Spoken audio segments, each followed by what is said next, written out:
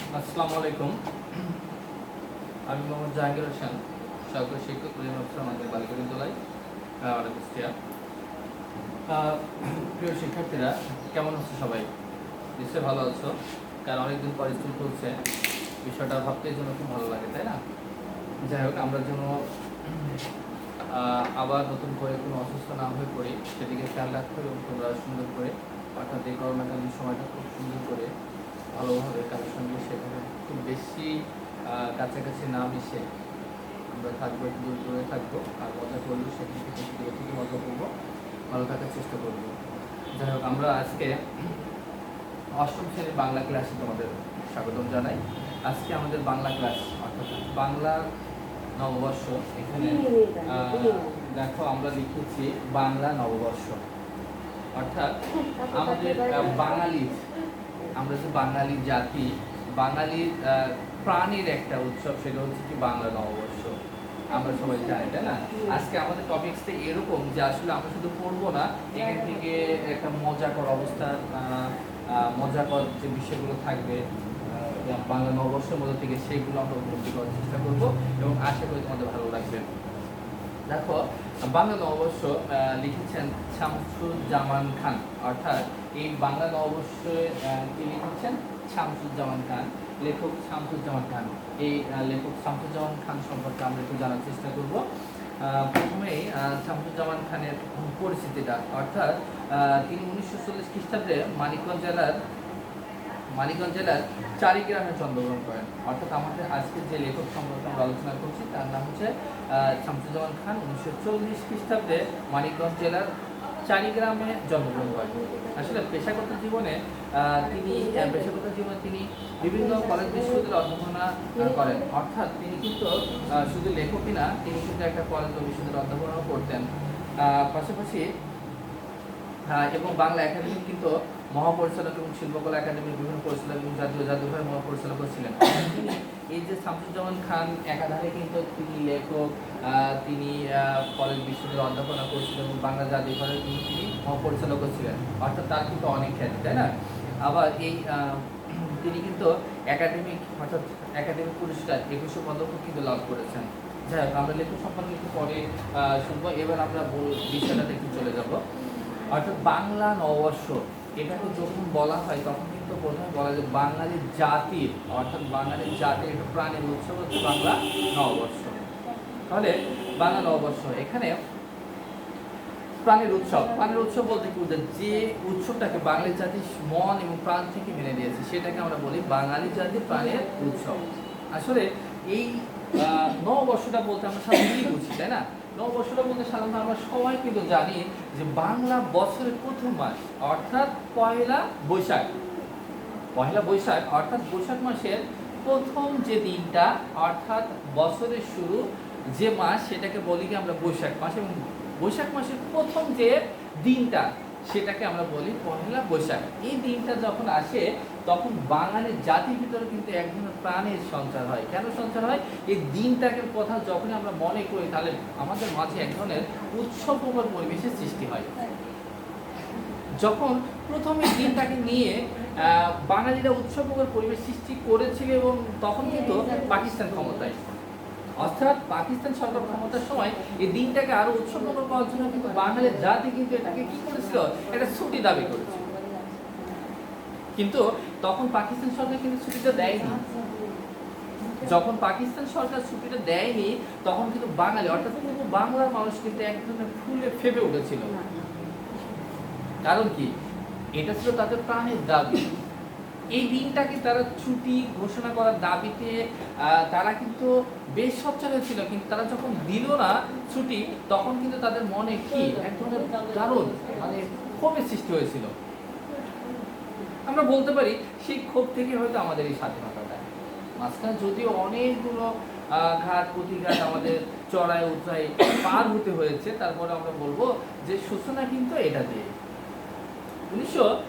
চুয়ান্ন সালে যখন পূর্ব বাংলার সাধারণ নির্বাচনে মুসলিম লীগ সরকার যখন গঠিত হয় এবং যখন বাংলাদেশের সেই নেতা তেজস্ক্রিয় নেতা অর্থাৎ শেরে বাংলাকে ফজলুল হক যখন ক্ষমতায় আসে এবং তখনকার মুখ্যমন্ত্রী হিসাবে ঘোষিত হয়, তখন কিন্তু সর্বপ্রথম তিনি এই মুসলিম হকের শেরে বাংলাকে ফজলুল হকের মাধ্যমে কিন্তু এই বাংলা নববর্ষটাকে কিন্তু ছুটি ঘোষণা করা হয়।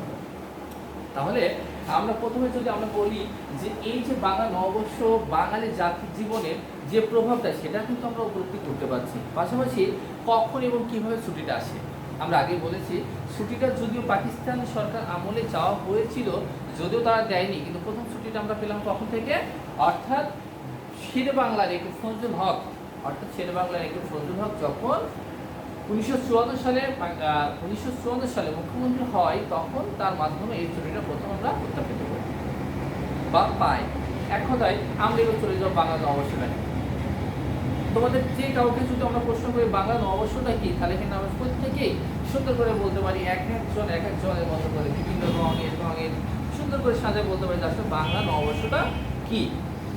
বাংলা নববর্ষ বলতে সাথে আমরা আগেই বলেছি যে বাঙালি জাতির একটি আনন্দ ঘন মুহূর্তের একটা দিন, যে দিনটা বাঙালি জাতি অর্থাৎ আনন্দ ঘন এবং বিভিন্ন ধরনের শোভাযাত্রা এবং বাঙালি জাতির মঙ্গল কামনা এবং আমাদের সেই বাংলা বছরের প্রথম বছরটাকে, প্রথম মাসটাকে স্বাগত জানানোর জন্য স্বাগত জানি এবং বিভিন্ন শোভাযাত্রা এবং মঙ্গলযাত্রার মধ্য দিয়ে আমাদের কিন্তু আগমন করা হয় এই বাংলা নববর্ষে। আমরা যদি খবর পেপার পত্রিকা থেকে শুরু করি এবং শহরের বিশেষ করে এখন গ্রামেও হয়ে গেছে, আমরা দেখা যায় যে প্রত্যেকটা মঙ্গল যাত্রা অর্থাৎ শোভাযাত্রা বিভিন্ন ধরনের মূর্তি বিভিন্ন ধরনের কিছু মধ্য দিয়ে যখন আমরা এই দিনটা অর্থাৎ উচ্ছ্বাসিত র্যালির মাধ্যমে আমরা এই দিনটাকে বরণ করে নেওয়ার চেষ্টা করি। শুধু কিন্তু তাই নয়, এই দিনটাতে বাঙালি তার প্রাণে রং দিয়ে সেই ছোট্ট থেকে শুরু করে বৃদ্ধ পর্যন্ত বিভিন্ন রঙে প্রত্যেকে রাঙানোর চেষ্টা করে এবং এখান থেকে কিন্তু যে যতটুকু যেভাবে পারে এই দিনটাকে উৎসবমুখর করে তোলার চেষ্টা করে। কোনটা, যেটা আমরা আগে বলেছি যে বাংলা নববর্ষ। অর্থাৎ এই দিনে সাধারণত অনেক বিষয়গুলো ঘিরে কিন্তু আমরা যেটা পালন করার চেষ্টা করি, যেমন আমরা আগে বলেছি শোভাযাত্রা। এই দিনটাকে কেন্দ্র করে বাঙালি সেই ছোট থেকে বড়রা বিভিন্ন রঙের বিভিন্ন পোশাকের সাজগোজ, সাধারণত ছেলেদের পোশাকটা যদি আমরা বলি তাহলে দেখা যায় যে পাঞ্জাবি আর কি পায়জামা, মেয়েরা কি করে ছোট বড় সকল ধরনের মেয়েরা বিভিন্ন রঙের সুন্দর সুন্দর রঙের শাড়ি পরিহিত করে এবং এখানে কিন্তু অনেক জায়গাতে লেখা থাকে এসো যে বৈশাখ এসো এসো। অর্থাৎ এই যে সুন্দর গানের মধ্য দিয়ে কিন্তু আমরা এই বৈশাখটাকে সুন্দর করে আমন্ত্রণ করি। যখন আমন্ত্রণ করি তখন কিন্তু আমাদের মাঝে অর্থাৎ ছেলে মেয়ে এবং বয়সে কিন্তু কোনো তারতম্য না রেখে আমরা কিন্তু সেই মনের উচ্ছ্বাসে কিন্তু উচ্ছ্বাসিত হয়ে কিন্তু এই দিনটাকে আগমনের উদ্দেশ্যে আনন্দে মুখরিত করার চেষ্টা করি। এখানে বাঙালি নারীরা কিন্তু বিভিন্ন রঙের করার চেষ্টা করে।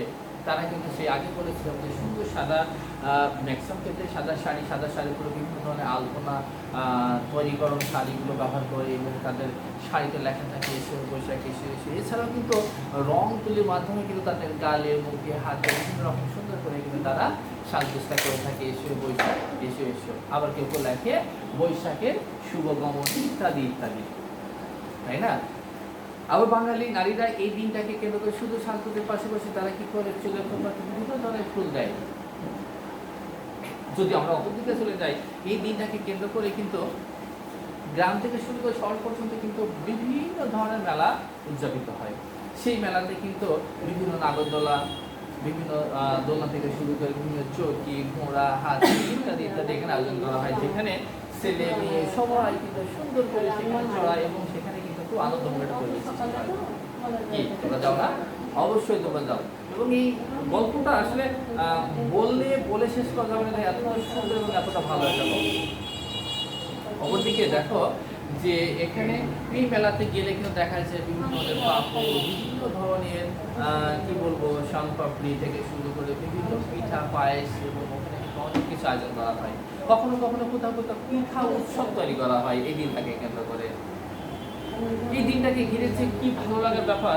আবার কেউ কেউ গ্রামে শহরে অনেক জায়গায় কিন্তু রঙের চলাচল অর্থাৎ রং খেলা হয়। কি ভালো লাগার ব্যাপার না? নিঃসন্দেহে ভালো লাগার ব্যাপার। এবং এই দিনটাকে কেন্দ্র করে কিন্তু যদি আমরা অন্যদিকে চলে যাই তাহলে দেখা যায় যে এই দিনটাকে কেন্দ্র করে ব্যবসায়ীরা কিন্তু ব্যবসাটাকে নতুন করে সাজানোর চেষ্টা করে। অর্থাৎ যার আগেকার দিনে বলা হতো এই ব্যবসাটা নতুন, অর্থাৎ এই নববর্ষের দিন থেকে আবার নতুন করে শুরু করার জন্য কীভাবে, অর্থাৎ ব্যবসায়িকরা তাদের যে কাস্টমারগুলো থাকে তাদেরকে এই দিনটাতে হালখাতা নামক একটা অনুষ্ঠানের মাধ্যমে অর্থাৎ পুরোনো দিনের বকেয়াগুলো পরিশোধ করে তাদের মিষ্টিমুখ করানো হতো এবং আবার নতুন করে সেই দিন থেকে শুরু হতো। অর্থাৎ এটাকে বলা হতো এক ধরনের উৎসব মুখর দিন। যদিও এখন এখন বছরের যে কোনো দিনই হচ্ছে, কিন্তু শুরুটা হয়েছিল কিন্তু এক সময় বছরের পহেলা বৈশাখ মাস। এই বৈশাখ থেকে কেন্দ্র করে অনেক কিছু আছে। কখনো কখনো আমরা এই বৈশাখটাকে অর্থাৎ কখন কিভাবে বাংলা সালের সূচনা করা হয়েছিল এটা কিন্তু আমরা অনেকে দ্বিধাদ্বন্দ্ব থাকলেও একটা সময় কিন্তু বলা হয়েছে অর্থাৎ সম্রাট আকবর আমল থেকে এই সালটা আসলে গণনা করা হয়। যদি কেউ বলে যে আসলে বাংলা নববর্ষ কোথা থেকে কীভাবে আসে, তখন আমরা বলতে পারি সম্রাট আকবর আমল থেকে এই নববর্ষটা উদযাপিত করা হয়।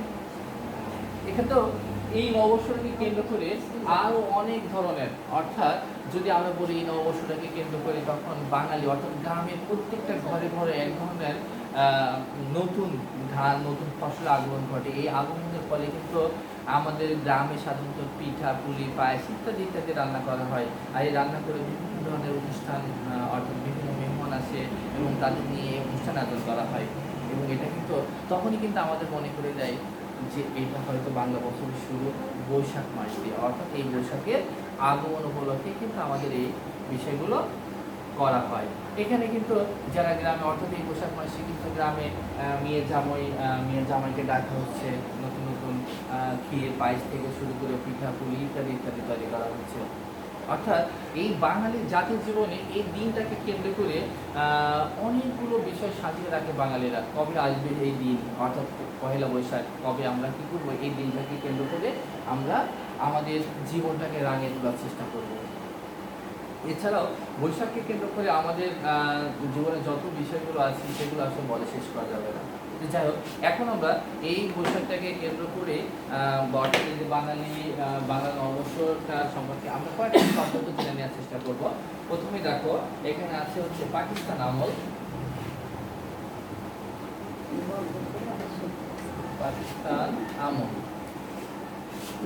পাকিস্তান আমল দেখো পাকিস্তান আমল বলতে সাধারণত বলছে 1947 সাল থেকে শুরু করে 1971 সালের আগ পর্যন্ত যে আমলটাকে সেটাকে বলা হচ্ছে পাকিস্তান আমল। এবার বলছে যে ছায়ানট, অর্থাৎ ছায়ানট বলতে এখানে বলছে বাঙালি সংস্কৃতি চর্চার ঐতিহ্যবাহী অনুষ্ঠান, বাঙালি জাতির চর্চার একটি ঐতিহ্যবাহী অনুষ্ঠান। এই ছায়ানটের মাধ্যমে আমরা সেই ছায়ানটের মাধ্যমে বিভিন্ন বাঙালি জাতিটাকে আগমন করার জন্য একটা ঐতিহ্যবাহী অনুষ্ঠান, ঐতিহ্যবাহী যে একটা প্রতিষ্ঠান, সেই প্রতিষ্ঠানটাকে বলা হচ্ছে ছায়ানট। মঙ্গল শোভাযাত্রা, অর্থাৎ এখানে বলছে যে মঙ্গল শোভাযাত্রা, অর্থাৎ আমরা কিছুক্ষণ আগে বলেছি যে এই পয়লা বৈশাখের দিনটাকে কেন্দ্র করে কিন্তু সবাই একটা কী করে, বিভিন্ন হাতি ঘোড়া বিভিন্ন প্রতীক নিয়ে বাঙালি জাতির কল্যাণের জন্য যে যাত্রা এবং যে স্লোগান দেওয়া হয় সেটাকে আমরা বলি মঙ্গল শোভাযাত্রা, তাই না? এবার হচ্ছে পূর্ণাহ, অর্থাৎ পূজার কাছ থেকে খাজনা আদায়ের প্রতিটি অনুষ্ঠান, অর্থাৎ প্রজাদের কাছ থেকে খাজনা আদায়ের প্রতিটি অনুষ্ঠানটাকে বলা হয়েছে যে পূর্ণাহ।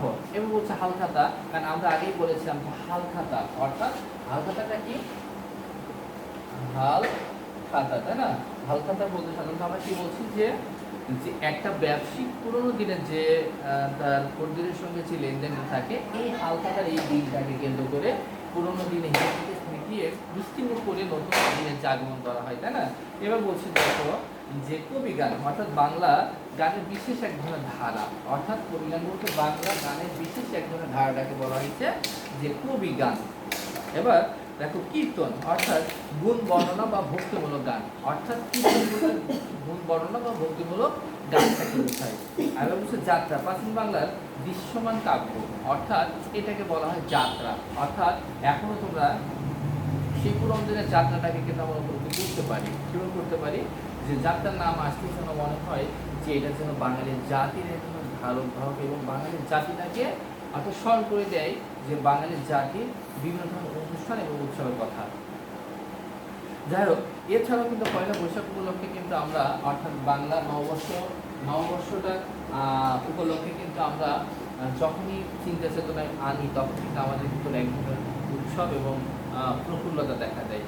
তো তোমরা যদি বাংলা এই অর্থাৎ বাংলা নববর্ষ সম্পর্কে তোমাদের বলতে বলা হয় অথবা তোমাদের এই কর্মকাণ্ড সম্পর্কে বলতে যে তুমি কি পারবে বলতে? আমার ধারণা সবাই তোমরা পারবে, কারণ এই দিনটা সত্যি বাঙালির জন্য কিন্তু খুব গৌরবের একটা দিন। আর তোমরা অবশ্যই জেনে থাকবে যে আমরা বাঙালি জাতি বাংলা ভাষার জন্য কিন্তু আমাদের সেই ভাইরা অর্থাৎ বাংলার দামাল ছেলেরা বুকে রক্ত ঢেলে দিয়েছে। তাহলে বাংলার জন্য যদি এই দামাল ছেলেরা বুকে রক্ত ঢেলে দেয় এবং বাংলা ভাষার জন্য জীবন দিতে পারে, তাহলে এই বাংলা অর্থাৎ বাংলা ভাষাকে কেন্দ্র করে, বাংলা মাসকে কেন্দ্র করে, বাংলাকে কেন্দ্র করে আমাদের কতটা উৎসব মুখর হওয়া উচিত বলে তোমরা মনে করো?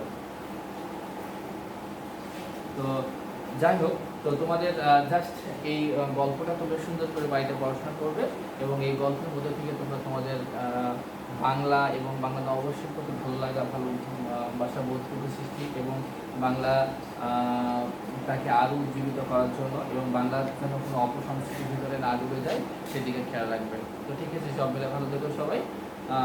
ধন্যবাদ সবাইকে।